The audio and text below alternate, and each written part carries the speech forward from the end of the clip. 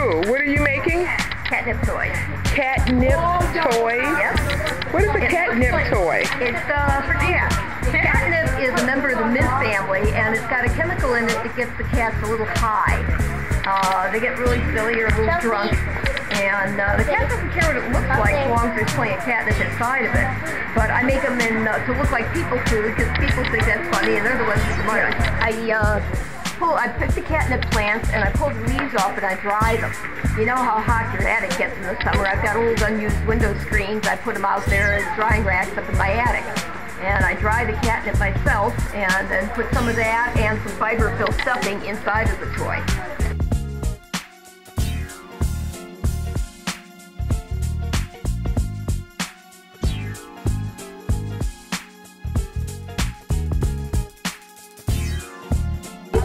All bracelets over here. I have tons and tons and tons of bracelets.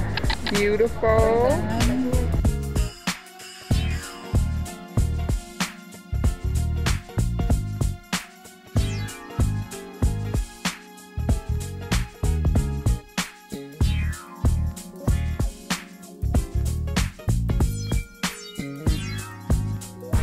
Come on out and make this farmer's market a good, successful year.